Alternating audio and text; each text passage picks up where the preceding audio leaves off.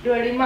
Di umur 25. Sedangkan Jadi aku 2 dari tahun 13 lagi. tahun ke 25 tahun itu aku bentar, sampai aku jatuh kan. Pernah memikirkan ya, maksudnya sebelum operasi itu apakah Hana memikirkan?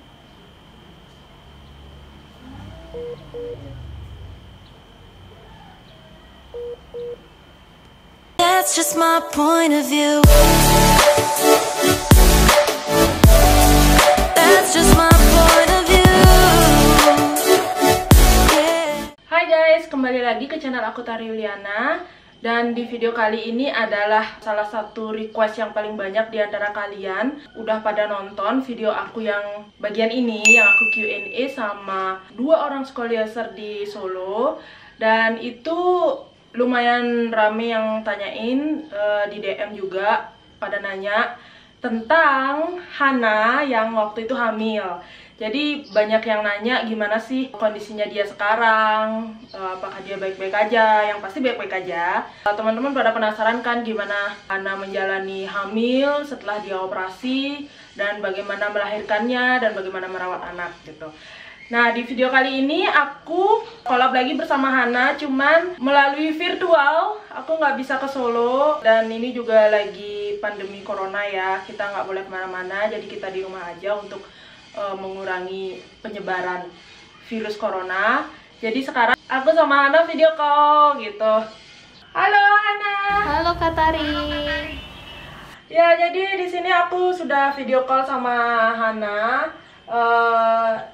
Hana bisa, buat teman-teman yang belum kenal Hana bisa perkenalkan diri dulu. Namanya siapa, umur, dan tinggal di mana, pekerjaan. Oke, namaku Hana. Umurnya berapa ya? Ini tuh 27 tahun tahun ini, sampai lupa umur ya kan. Umur 27. Kerjaan wanita karir dan juga ibu rumah tangga.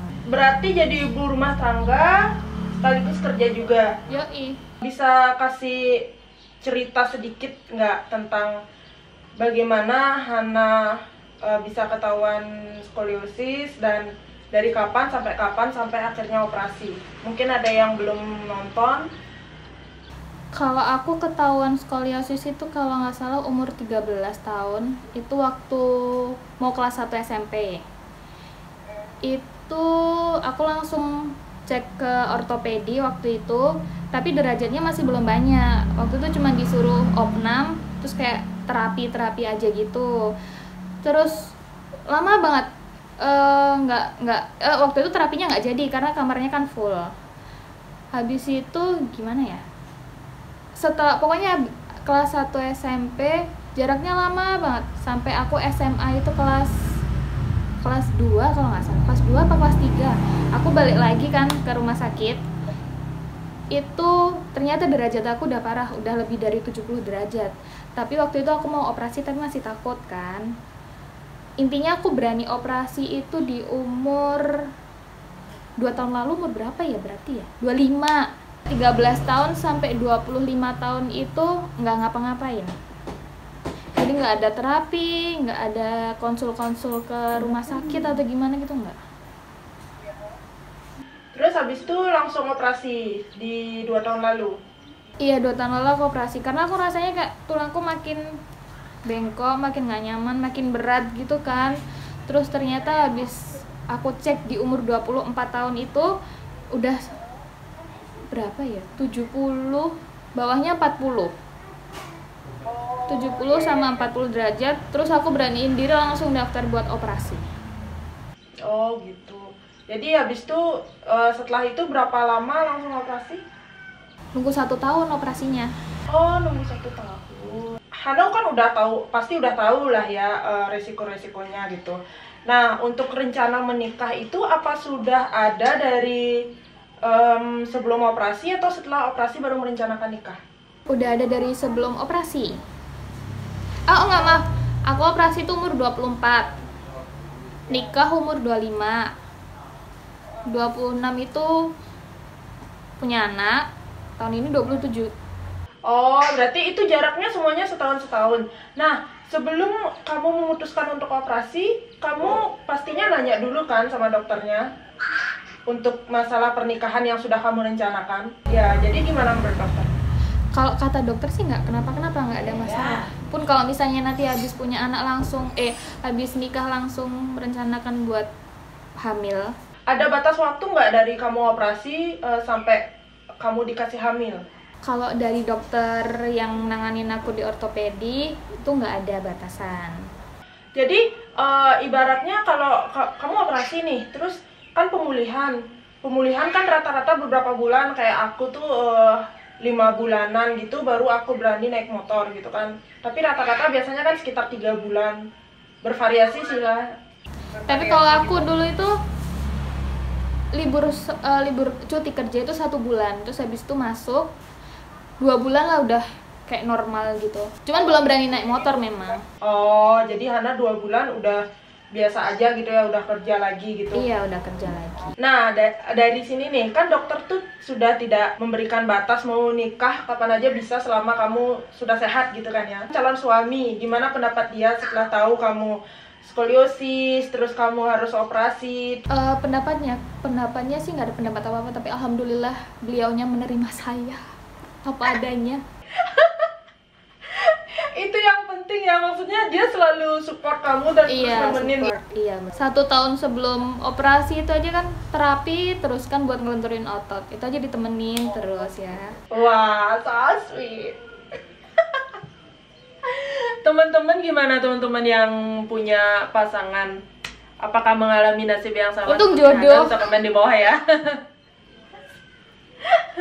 1 tahun kemudian setelah kamu operasi, akhirnya kamu menikah, yang itu sudah direncanakan dari jauh-jauh hari bersama keluarga, tentunya kedua belah pihak ya. Dari keluarga suami juga tidak ada yang melarang, maksudnya mendukung sih, soalnya dari aku juga kayak aku habis operasi tuh rasanya kayak ya udah kayak ngerasa jadi wanita biasa aja gitu. Oh gitu. Jadi nggak kepikiran punya titan, pernah operasi kayak gitu. Jadi biar pikirannya tenang. Oh, sebelum Hana memutuskan operasi, pernah nggak terfikirkan nanti pada saat selesai operasi kan ada titanium, nanti akan menikah dan hamil, itu akan mengganggu atau enggak gitu? Awalnya aku mikirnya kayak gitu, tapi terus lama-lama aku konsultasi sama dokter Andi itu yang di RSO, nggak jadi penghalang gitu kalau misalnya mau menikah dan langsung mau punya anak. Habis nikah itu kan langsung konsul sama dokter kandungan, dan dokter kandungannya juga bilang itu nggak kenapa-kenapa, jadi terus nggak mikir yang gimana-gimana. Maksudnya setelah operasi walaupun ada titanium itu tidak mempengaruhi ya? Iya. Jadi tetap bisa hamil. Betul. Gitu. Nah, di saat kamu menikah, otomatis kamu sudah mulai prepare nih untuk masalah kehamilan. Perjalanannya dari kamu menikah sampai kamu hamil, merawat kehamilan kamu, terus sampai kamu melahirkan, bisa ceritain nggak perjalanannya apa aja yang udah kamu lalui? Kalau menikah terus program mau punya anak itu aku malah sama sekali nggak kepikiran soal titan yang di belakang, karena ternyata kan aku punya kista, malah aku mikirnya di situ, jadi aku sama sekali nggak kepikiran soal titan. Nah terus selama 9 bulan hamil, alhamdulillah nggak ada rasa sakit kayak gimana gitu, nggak ada. Jadi aman-aman aja ya? Aman. Maksudnya yang di dalam aman? Iya, alhamdulillah sih aman. Konsul ke dokter pun itu tidak pernah ada gangguan? Nggak ada. Malah waktu itu yang takut si dokter obgynnya malah. Dulu kan aku pengen lahiran normal. Terus dokternya kayaknya nanti dilihat dulu nanti perkembangan janinnya semakin membesar keadaan ibu tuh gimana. Kalau misalnya kenapa-kenapa ya udah lahiran normal juga oke. Tapi sampai mau ke 9 bulan dokternya tetap nyaranin buat operasi sesar. Kenapa? Kenapa disaranin operasi sesar? Yang pertama karena itu kan aku bisa dibilang 2 tahun punya riwayat operasi skoliosis. Karena kalau normal kan pakainya kan tulang punggung ya, tulang punggung, tulang pinggul gitu ya, takutnya nanti kalau kenapa-kenapa. Yang kedua karena aku punya kista juga itu, jadi sekalian mau diambil kistanya. Oh gitu. Jadi skolioser yang sudah operasi dan ada titanium di tulang punggungnya, berarti ada kemungkinan bisa lahirkan normal ya? Bisa. Ini berarti indikasinya karena Hana itu 2 tahun dari operasi dan melahirkan, jadi kayak masih sepertinya belum sanggup untuk lahiran normal. Iya, gitu. kayak masih basah gitu kali ya tuh itunya, titannya. Oh gitu, ya. Karena banyak banget yang bilang kalau udah operasi skoliosis, nanti kalau misalnya hamil ya enggak apa-apa, cuman melahirkannya itu pasti akan sesar gitu, tidak ada harapan untuk normal. Berarti itu sebenarnya nggak tepat dong ya? Enggak, soalnya juga dulu waktu itu dokter Andi bilang ada yang udah operasi skoliosis lahirannya tuh 2 kali normal. Oh gitu, tapi Iya. jarak operasinya ke melahirkan berapa tahun? Kalau nggak salah waktu itu 4 atau 5 tahun. Oh itu guys, berarti udah ada faktanya kalau setelah operasi skoliosis pun yang hamil dan kalau mau melahirkan normal itu bisa gitu. Jadi bukan yang kayak karena kita habis operasi itu harus operasi sesar, enggak. Jadi kembali ke kondisi kita, kondisi badan gitu ya. Kan ada skolioser satu lagi kan ini hamil. Udah masuk mungkin bulan Juli kayaknya mau lahiran. Oh gitu. Iya. Siapa? Mbak Anita. Oh Mbak Nita. Oh iya, teman-teman kita juga ada lagi satu yang sama-sama di Solo juga sekarang lagi hamil gitu, dan udah bulan keberapa ya? Lagi 2 bulan kayaknya, bulan ke-7 berarti ya? Ini masuk bulan ke-7 katanya. Oh ya, kita doakan semoga lahirannya bisa lancar sih. Amin. Untuk teman kita yang lagi ya. Nah, untuk setelah itu kan kamu operasi sesar nih. Kamu sudah pernah menjalani operasi skoliosis, operasi sesar. Bisa nggak kamu ceritain perbedaan kedua operasi ini yang kamu rasain? Operasi sesar mah nggak ada apa-apanya. Kecil. Cuman waktu operasi sesar tuh kemarin aku dibius total sama dokternya. Bisa dijelasin lebih detail nggak perbedaannya itu gimana? Bedanya, beda banget lah kalau sesar tuh. Perasaannya aja juga kan beda ya. Lahiran sama operasi tulang gede kayak gitu, perasaannya yang pertama beda. Yang kedua memang beda. Apa ya? Ya beda aja, operasi kan operasi berat tuh, skoliosis. Sesar mah, cuma segini mah. Sumpah nggak ada apa-apanya operasi sesar tuh. Kalau dibandingin sama skoliosis loh ya, kalau orang yang belum operasi mungkin takut banget. Tapi waktu dokter bilang aku harus operasi sesar, oh ya udah, gimana? Oh gitu ya, karena udah pernah menjalani operasi yang lebih berat. Iya, waktu di ruang operasi waktu lahiran kemarin aja tuh mau disuntik itu kan apa, obat bius kan. Dokternya tuh natap aku sampai bilang, takut bu? Enggak. Sombong kan? Sombong banget. Bahkan kalau waktu kita mau operasi skoliosis itu, kalau aku pribadi aku malah seneng. Kalau kamu gimana? Seneng-seneng deg-degan sih, karena kalau itu kan bener-bener kalau operasi skoliosis kan pertama mana itu operasi gede butuh berjam-jam. Kalau operasi sesar kan paling cuma 30 menit. Oh 30 menit udah beres? 30 menit udah beres. Itu aku udah dibangunin sama dokter. Setelah proses operasi itu kamu bisa beraktivitas lagi kapan? Berapa lama? Sesar itu ya? Iya sesar. Sesar itu aku harus bangun itu udah harus bisa beraktivitas. Kan kalau nggak beraktivitas nanti anaknya siapa yang gendong ya kan? Oh ya, benar juga. Ini udah jalan berapa lama sih berarti dari habis kamu melahirkan? Anak aku sekarang umurnya 11 bulan. ASI lancar? Alhamdulillah sih masih lancar. Berarti nggak ada pengaruhnya sama ASI gitu ya? Iya, guys? nggak ada Tetap sama bisa sekali. ngasih ASI kok gitu.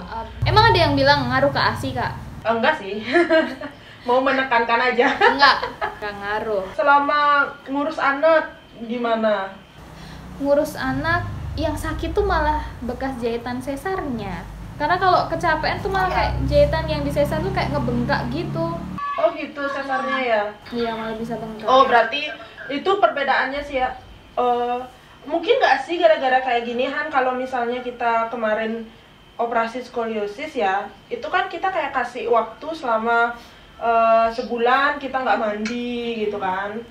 terus bertahap gitulah ya gitu. Sedangkan kalau misalnya operasi sesar, kamu kan tadi menjelaskan perbedaannya itu jauh banget sama operasi skoliosis. Tapi mungkin nggak sih kenapa itu bisa jadi lebih sakit dibandingkan yang di belakang, karena belum apa-apa kita udah harus beraktivitas ngurus anak gitu. Kemungkinan itu. Tapi memang semua, aku tanya sama teman-teman aku yang operasi sesar, itu katanya memang gitu, kalau kecapean pasti sakit banget.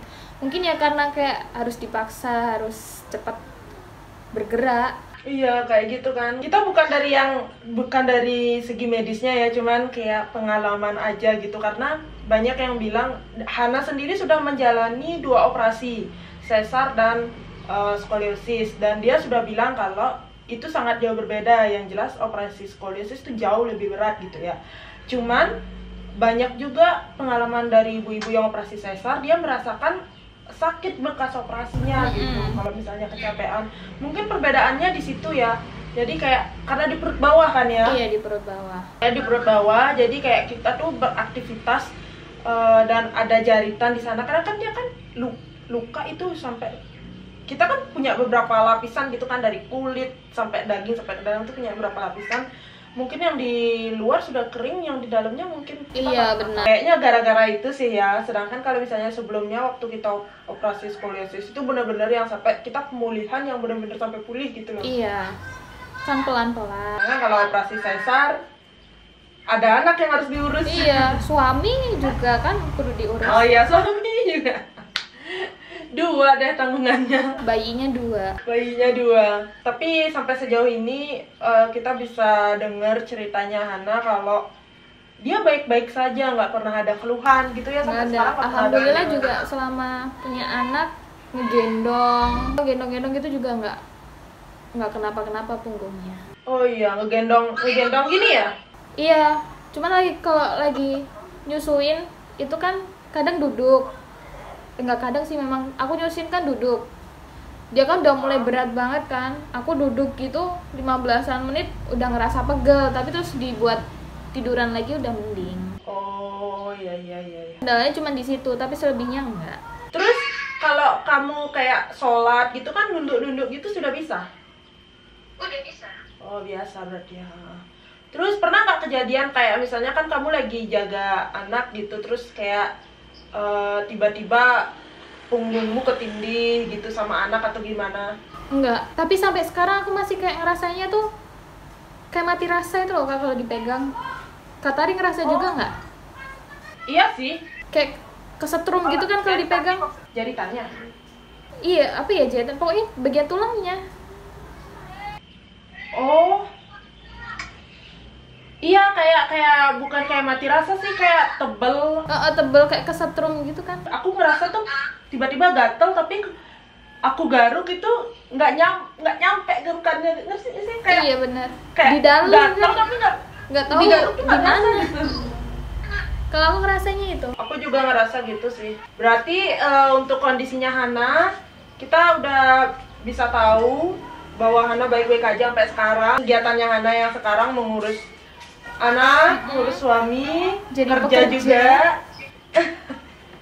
Tidak hanya jadi ibu rumah tangga, tapi juga bekerja juga, dan itu semuanya bisa dilakukan dengan baik. Iya. Tidak ada gangguan gitu loh ya dari Yang penting ibunya pokoknya gitu. skoliosis atau habis operasi skoliosis nggak usah dijadiin beban aja lah. Oh iya benar, jangan dijadikan beban Nggak usah katanya dijadiin gitu. beban. Karena kan di operasi itu kan biar kondisinya tuh jadi lebih baik ya, bukan jadi membebani gitu kan. Iya, kalau aku alhamdulillah jadi lebih baik.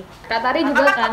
Iya, syukurnya sih jadi lebih baik ya, karena sebelumnya kan kondisi tulang kita tuh melengkung itu, kalau misalnya memang itu yang dipaksakan sepertinya kondisinya tidak akan sebaik sekarang ya. Iya, benar. Karena fungsinya titanium itu kan untuk membantu menopang gitu, jadi dialah yang membantu kegiatan kita sekarang ini dan kegiatannya Ana yang begitu banyak tapi tetap sehat. Alhamdulillah. Oke, kayaknya sih segitu aja ngobrol-ngobrol kita hari ini. Ana selamat puasa ya. Iya, terima kasih. Bentar lagi mau buka. Oh ya, udah mau buka ya? Masih lama sih, 2 jam lagi. Terus mudik? Kan nggak boleh mudik kan? Nggak boleh. Kampungnya di mana? Di Solo. Nggak punya kampung halaman. Oke, sehat-sehat selalu ya Han. Sama-sama. Semoga selalu sehat sama suami sama anak juga. Amin. Kak Tari juga sehat-sehat. Semoga segera menemukan jodoh yang Iya, diidam-idamkan. semoga segera bisa menyusul kegiatan Hana. Amin. Udah segitu aja ya. Jadi terima kasih buat teman-teman yang udah nonton video ini. Bisa komen di bawah gimana pendapat kalian. Dan untuk selanjutnya sepertinya aku ingin ngobrol-ngobrol dengan tenaga medis sih, biar kita nggak ngobrol sama sesama psikoliaser aja. Oke, jangan lupa di like jika kalian suka sama video ini, subscribe ke channel aku, dan share ke seluruh sosial media yang kalian punya. Bye!